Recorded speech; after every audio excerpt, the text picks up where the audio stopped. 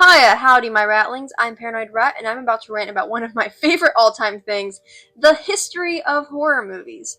This video essay is a brief summary of some very prevalent subgenres in horror, but it is by no means a complete list of every single aspect of horror. And who knows, maybe one day I'll make a more comprehensive one, but let's just start here, okay? So strap in, because we are in for a ride.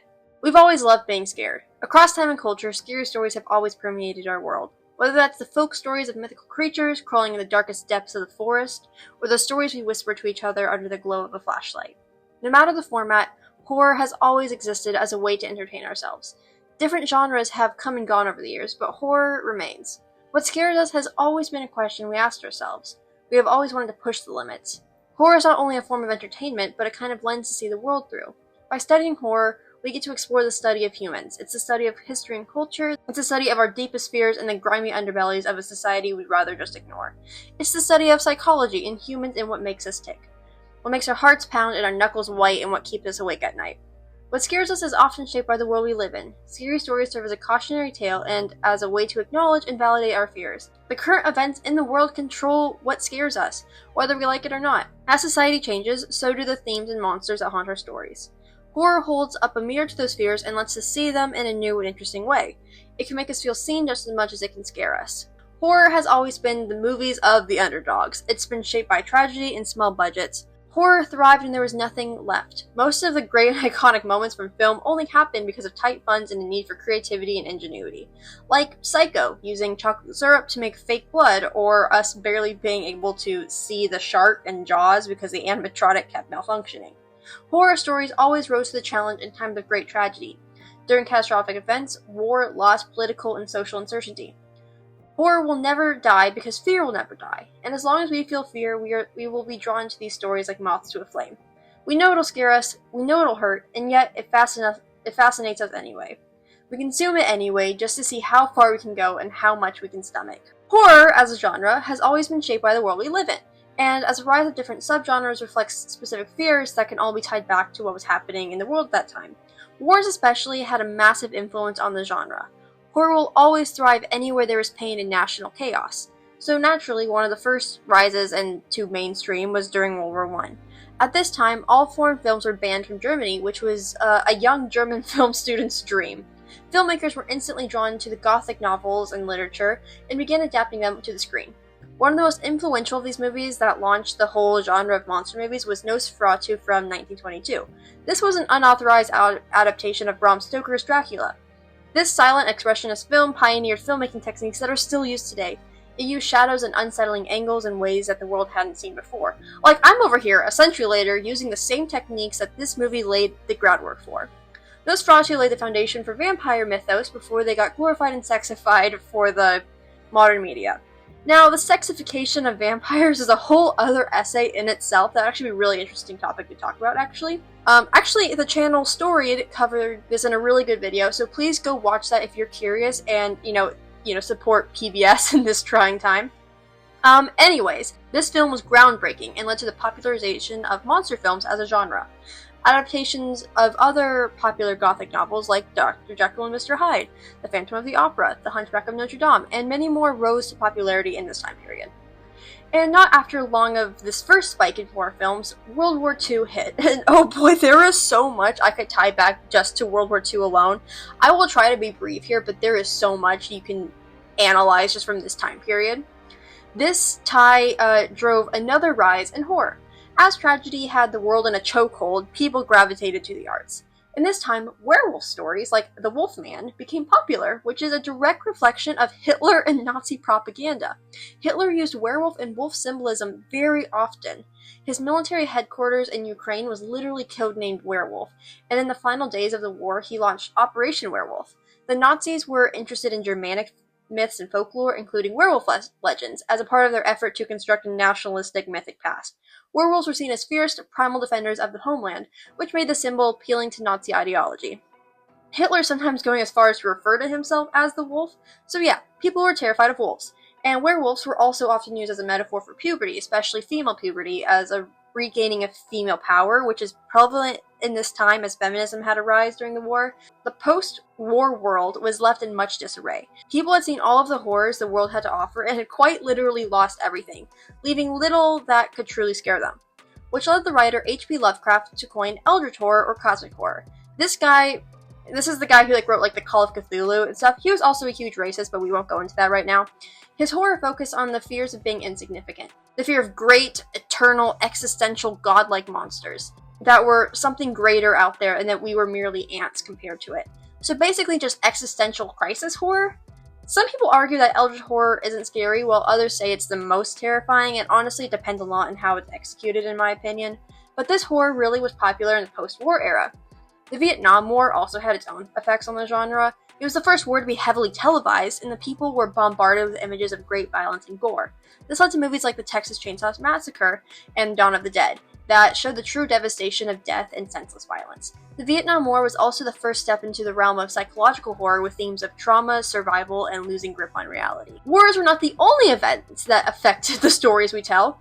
Other events were just as influential. Okay, so I really like this quote from the documentary Nightmares in Red, White, and Blue, The Evolution of the American Horror Film, and in it says, "There are two kinds of horror movies. One is all about where the evil is. The evil is out there, in the dark, with people who aren't like us. That's the external evil. The other location of evil is right in here, right in our own human hearts." This concept of evil rose in the late 25th century. The AIDS crisis of the 1980s had a huge effect on horror. Themes surrounding disease, masculinity, body horror, queer stigma, and the idea that there might be something hiding among us that intends harm. The Thing was one of these movies, featuring themes of paranoia, infection, and isolation, with characters unable to trust who's infected, echoing real fears from the AIDS crisis. The Fly is often interpreted as a metaphor for terminal illness or AIDS, showing the slow, horrifying deterioration of a man's body, and it was one of our first forms of body horror, which we will touch on more later, don't worry. Themes of repression, guilt, and transformation, especially in vampire and werewolf stories, took on new layers during the AIDS epidemic to reflect the fears around homosexuality. Vampires, especially, which were often associated with seduction and blood, became metaphors for disease transmission and social stigma around this time. Man, I should just do an essay about vampires at this point. There is so much. The idea of external evil versus internal evil became very apparent at this time. Something can appear to be an other and foreign to you, but at any time that evil can be inside of you and there is nothing you can do about it. It would be impossible to talk about world events and horror without mentioning what happened on September 11, 2001. This had a lasting effect on the people and our media. It changed not only what scared audiences, but how those horror movies were made and what they explored. After 9/11, horror got more raw, chaotic, and emotionally intense, reflecting the trauma, fear, and uncertainty that the event injected into American life and global consciousness. Psychological horror had another spike of popularity in this time. A sense of powerlessness, unsafety, and anxiety permeated the media at this time. Movies like Hereditary, The Witch, Get Out, and The Babadook were greatly influenced by the fears caused by 9/11. The raw, unfiltered chaos of 9/11 footage in Vietnam influenced the explosion of found footage horror, which made the fear feel personal and immediate. Films like the Blair Witch Project series, Quarantine, Wreck, and Paranormal Activity that were all shot in the style of found footage dominated the film industry at this time. And in the early 2000s, following this tragedy, is when we had the rise of torture porn horror. Yeah, that's its actual name. I didn't come up with that. So don't yell at me. It focuses on the degradation of the human body to such obscene depths through torture and mutilation, often as a punishment for morally wrong characters. The most popular movies from this genre is definitely the Saw franchise, which really built the subgenre and thrived in it. And much like the AIDS crisis fascination with contagions and disease, COVID-19 reawakened those anxieties. Films put focus on these contagions and the fear of who's infected once again. Also delving into the fears of isolation, mental illness, grief, and the collapse of society, which had been weighing heavy on audiences since World War II times. COVID basically just reawakened a lot of the fears around the AIDS crisis, just more. More extreme, more fear, more horror.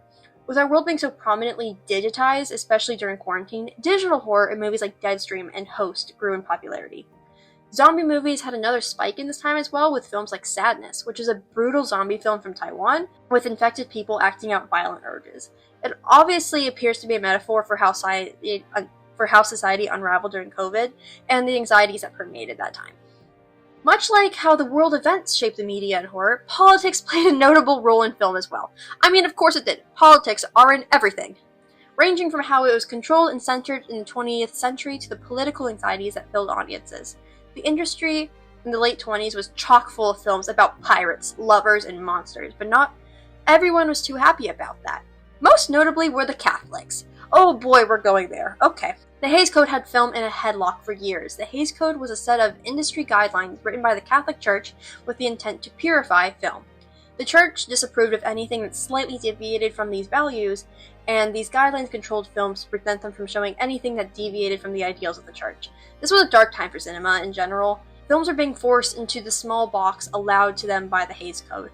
All films had to focus on good triumphing over evil, gore, violence, sex, drinking, drugs, or anything that even slightly alluded to these concepts were completely banned.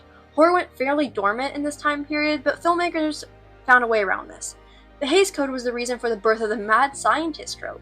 Due to the code being religiously based, the Church was thrilled by the concept of films talking about the dangers of science. Before the code, early horror films like Frankenstein and Dr. Jekyll and Mr. Hyde were more graphic, morally ambiguous, and often had sexual undertones. But after the code, mad scientist films had to soften explicit violence and tone down sex and emphasize that evil must be punished.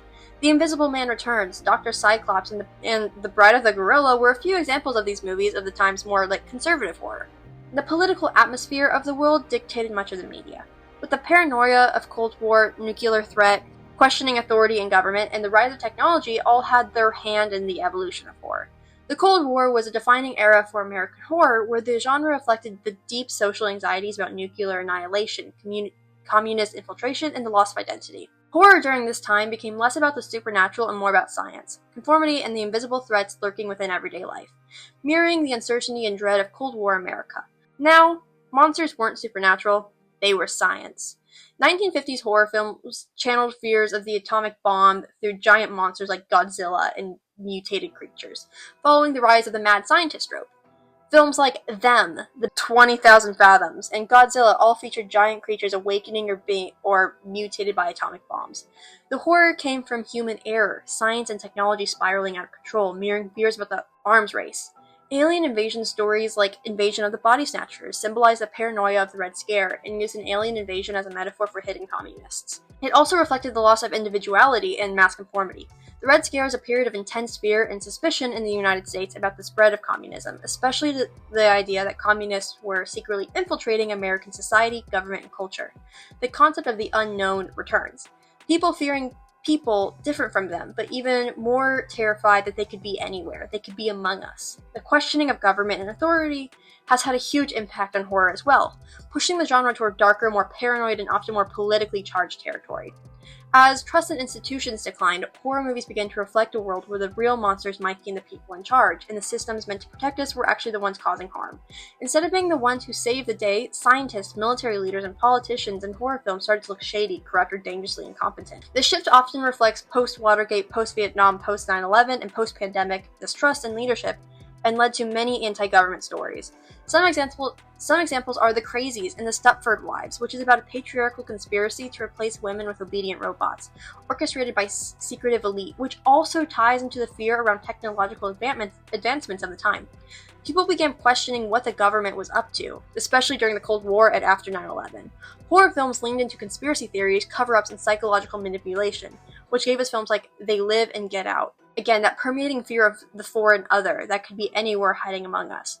One of the core horrors tied to authority breakdown is that you are on your own. In many modern horror films, the government is either absent, too late, or a part of the problem. As distrust and power grew, these movies evolved to reflect that. Night of the Living Dead and the Purge series are both examples of how authority abandoned its people and left them to fight for survival on their own, highlighting the corruption, shortcomings, and oppression from the people in power who were supposed to protect us. The rise of technology has radically transformed horror movies, both in what we fear and what stories are told. It is the nature of humans to fear what they do not understand is a quote from Goliath from that old cartoon Gargoyles, and I love this quote, and it reminds me a lot of the fears around modern technology, actually. As tech became more central to our daily lives, horror began to reflect deep anxieties about surveillance, AI, the internet, social media, and losing control of the digital world we created. This is all tied in with the anxiety surrounding the Cold War and authority. AI and technology has made leaps and bounds in recent years, but if you look back in time, it's been something that's always scared us. These same fears being reflected in stories from the early 1900s. Questions about AI surrounded the political sphere, so of course it found its way into our movies and stories. Modern horror often treats technology not just as a tool, but as a source of the terror, or even the villain itself. An example being the 2022 movie Megan, about an AI doll meant to protect a child, becomes dangerously self-aware and violent, showing how tech meant to help us can go rogue. But tech horror often taps into the fear that we're always being watched, and that AI may one day turn against us, or that it already has. This horror taps into the loss of agency, when the tools we rely on became uncontrollable, inescapable, or smarter than us, and this terrified us. Movies like I, Robot popularized the concept of robot apocalypse instead of zombie ones. Instead of fearing disease and contagion, we fear our creation taking control. These stories often discuss topics pertaining to how humanity is a danger to itself, and the robots were programmed to protect humans. So they must eliminate humans to prevent further damage being done. That concept alone is one I think about on a regular basis and kept me up at night as a child. Analog and internet horror are two modern subgenres that explored our fears through the lens of media and technology. Analog horror uses retro visuals like VHS static, emergency broadcasts, and old-school aesthetics to create unsettling, surreal atmospheres that hint at government cover-ups, cosmic threats, or alternate realities. Popularized by the YouTube series like Local 58 and the Mandela Catalog. In contrast, internet horror is rooted in online culture and spread through creepypastas, YouTube ARGs, and social media, often blurring fiction and reality. Stories like Slender Man, Ben Drowned, and Marble Hornets tap into fears about digital identity. Anonymity. I hate this word. I'm gonna leave that because it was funny.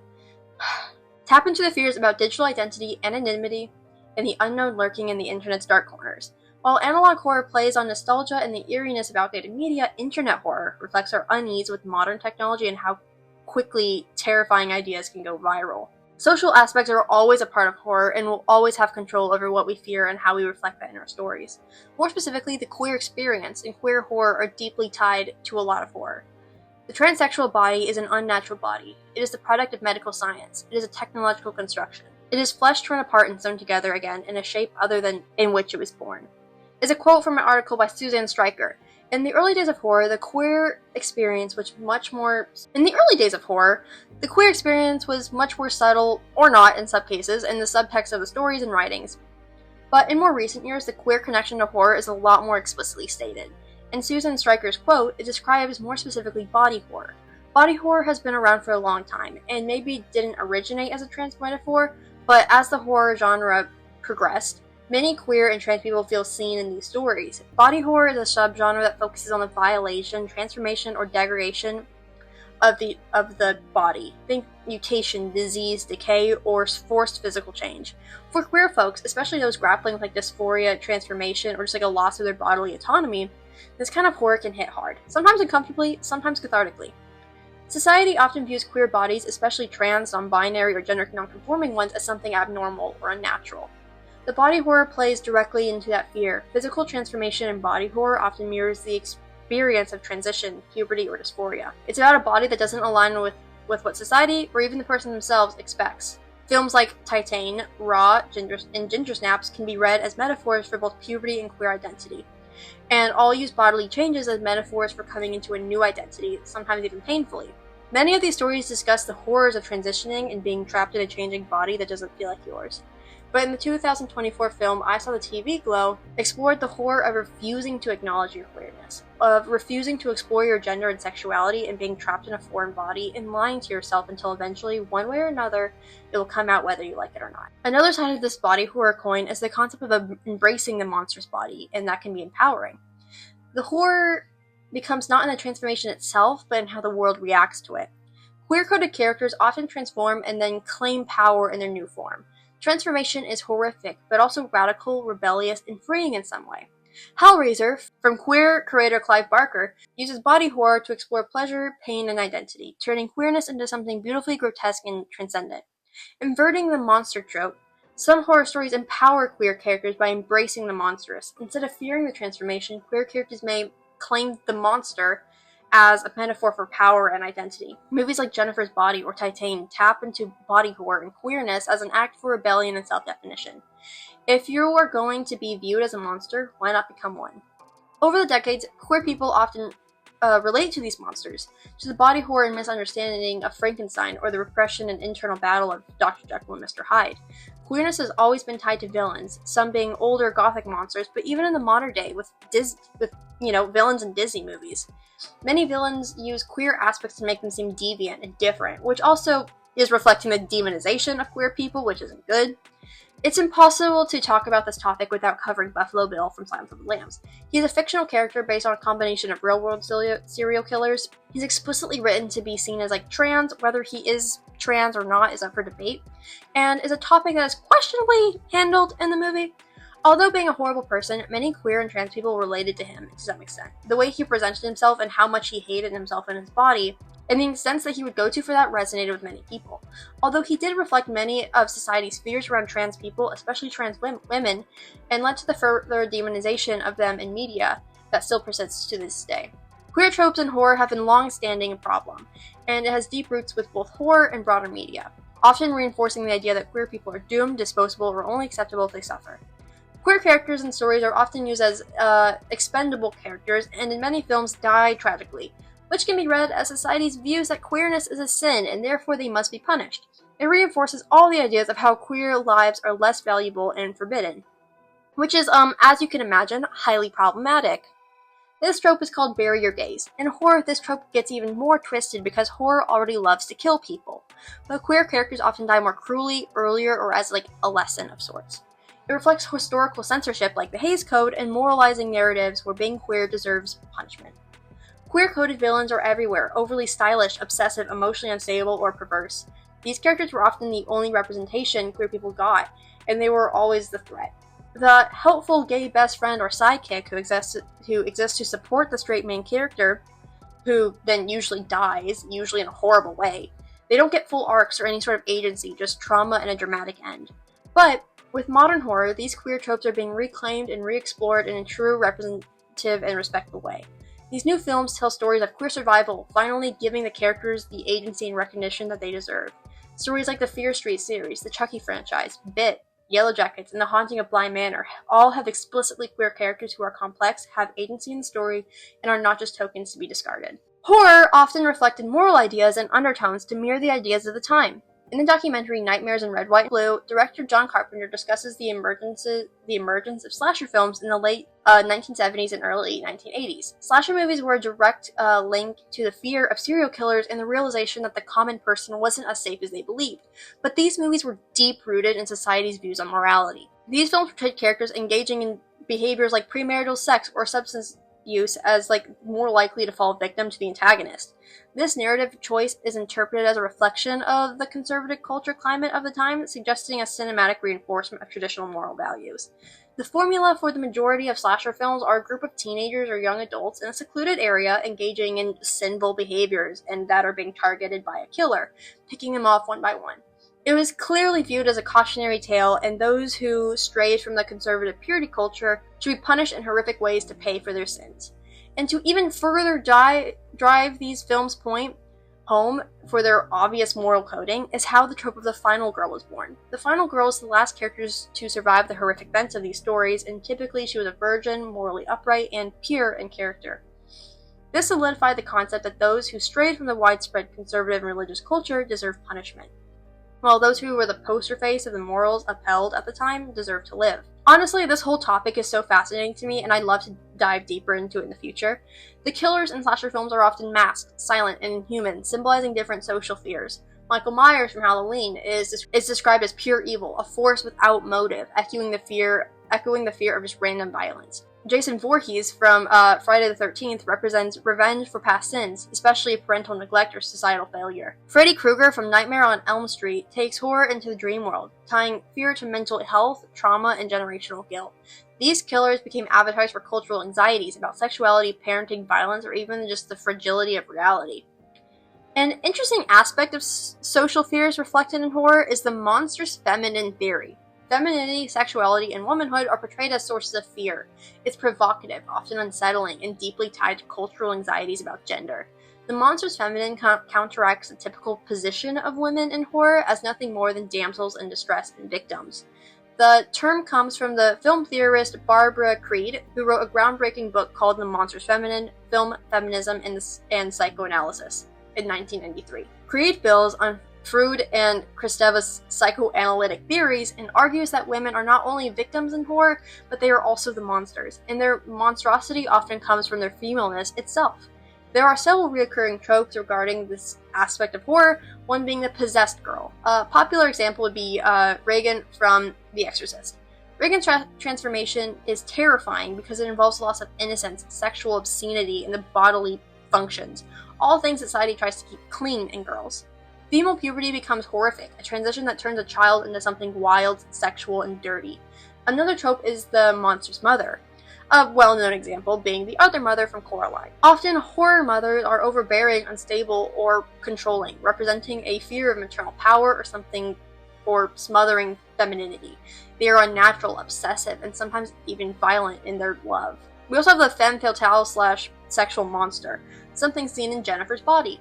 These characters use their sexuality as a weapon, and they are punished or villainized for it. Society's discomfort with women who desire, seduce, or dominate gets projected into monstrous figures like subjective vampires and literal man-eaters. And then reproductive horror is another form of the monstrous feminine.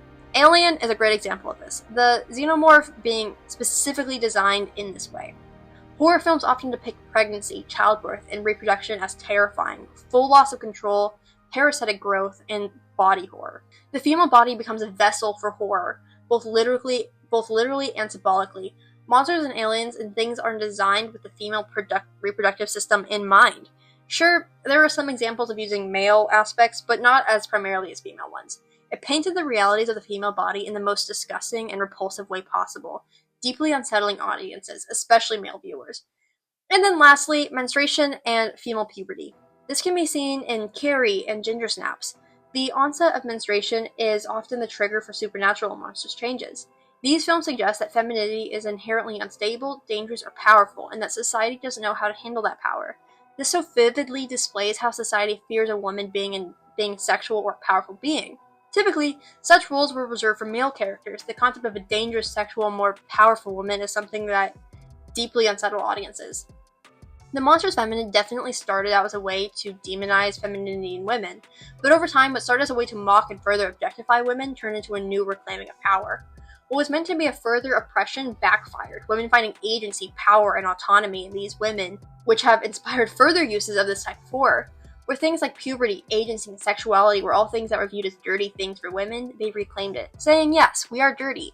What are you going to do about it? And honestly, I love that, and I love the monstrous feminine as a concept so much, hence having to talk so much about it because I love it and I think it's so fascinating. In conclusion, horror has never existed in isolation.